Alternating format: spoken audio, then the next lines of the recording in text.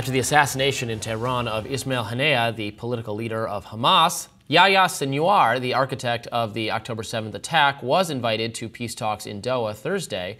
Hamas says that they will entertain what Israel has to say, but only after the talks. Simply a ceasefire is in limbo. Meanwhile, the frequency and intensity of attacks between Iran-backed Hezbollah and Israel has had the region on edge. Iran has threatened to retaliate either through its proxy or directly. The threat is real enough that the United States sent ships and subs to the region just in case. So is the region on the brink of World War III? What does Hezbollah, which operates out of Lebanon and Iran, want? With us now to unpack all of this is David Doud, a fellow with the Foundation for Defense of Democracies. Thank you for joining us, David. Thank you for having me on. So what do you make of the intensification of fighting between, Hezbollah, which is backed by Iran, and Israel? Do you see this breaking out into a wider regional war? Not necessarily at this stage. Hezbollah began attacking Israel on October 8th with a kind of tipping their toe in the water manner. And they've intensified since then. There have been punctuations of intensification throughout the past 10 months. If the Israelis assassinate a specific commander, if Hezbollah crosses a red line, either side that finds itself on the receiving end will intensify the fighting. But I don't think either side right now wants a broader war. Hezbollah certainly does not want a broader war. Lebanon's economic collapse that began in 2019, it puts a lot of pressure on them in that regard. I think what they want to do is to redraw their red lines with the Israelis after the strike in Beirut, but thread that fine line between re-emphasizing their limits but not letting things escalate into a broader war. So Hamas does not want to participate in these peace talks. So what are the odds that anything constructive then can even come out of them? Well, what are the odds in general?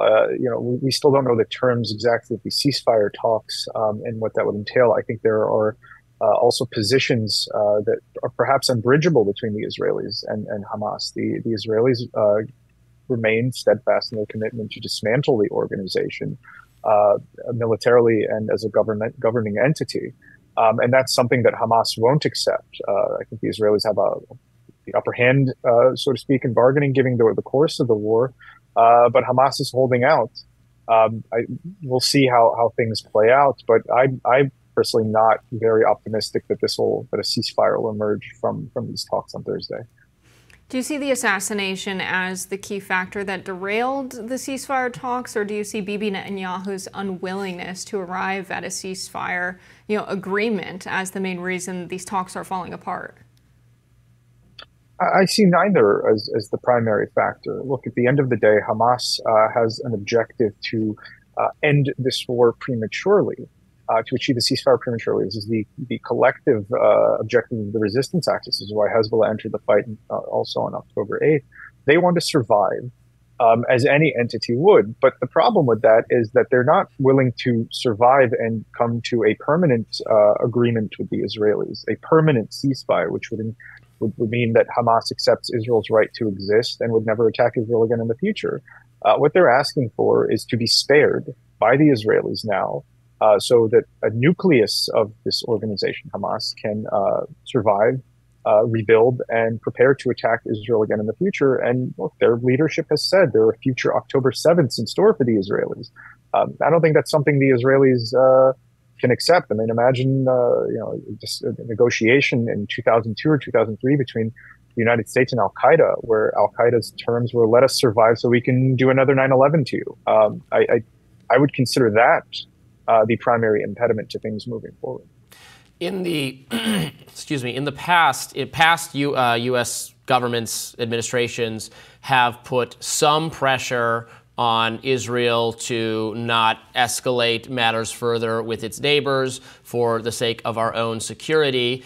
the Biden administration hasn't really done that. We've heard occasional rhetorical dissatisfaction with the Israeli government expressed by Biden and his acolytes, but no real firm pressure, or at least not that we're aware of. It could be happening very secretly behind closed doors. If so, nothing has come of it. Is that going to change at any time? Obviously, we're in this transition point where we don't know if the next administration is going to be Donald Trump or Kamala Harris, and I don't think have a good understanding of how either of those individuals would handle the Middle East if it would depart meaningfully from what Biden has done. Do you have any reason to think there's going to be some change in course, that there's going to be either greater restrictions placed on Israel or pushed toward Israel from the U.S. perspective, or I guess potentially more permissivity?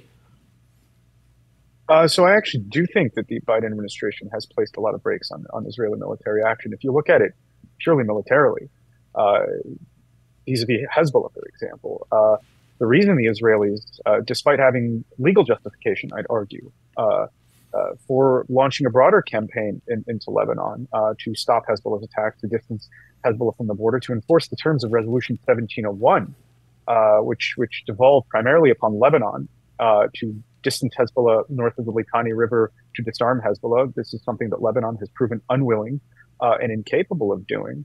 And now we're at the stage where we are, where Hezbollah has launched 10 months of attacks unprovoked into Israel.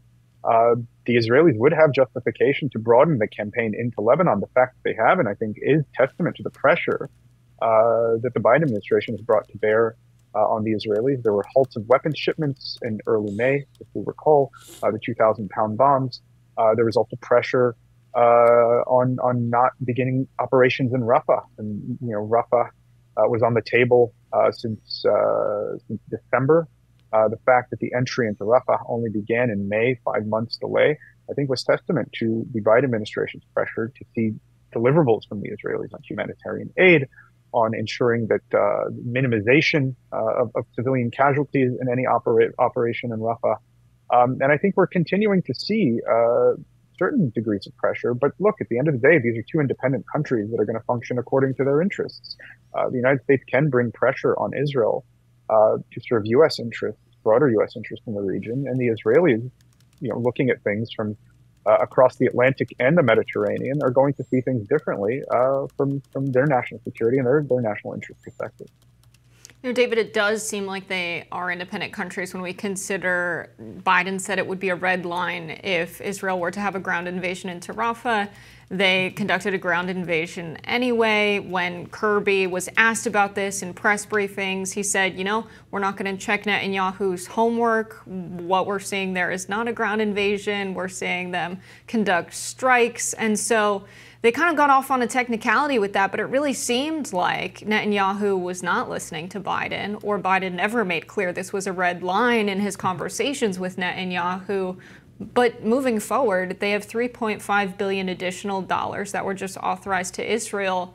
If those dollars are used for additional strikes, potentially in Iran, in Lebanon, or more in Yemen, and now there's U.S. ships being sent to the Middle East, how could the U.S. get involved more directly if Netanyahu decides to use those weapons provided by the United States, American bombs, in a manner that brings other actors into the conflict rather than just Gaza and the IDF?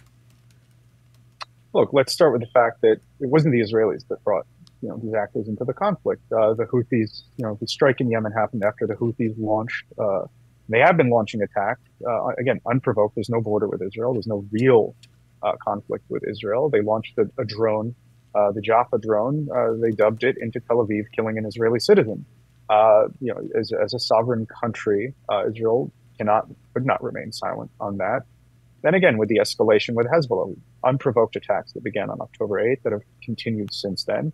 The recent strike in Beirut happened after 12 Israeli children were killed by an errant Hezbollah rocket. Countries have to draw red lines. I don't think the United States should get militarily involved. I don't think it serves anyone to have the United States militarily involved. The utility of Israel as an ally is that it is able to defend itself by itself. Yes, as the United States, we may provide them military support, we may provide them a degree of diplomatic support when we agree with their actions. But at the end of the day, I think it is most beneficial for Israel to be perceived in the region as able to defend itself by itself, and it does not help the United States to get involved. And I don't think the United States should come to Israel's rescue militarily by putting boots on the ground. And I don't think the Israelis want that. David, thank you so much for joining us today. We appreciate it. Thank you so much for having me.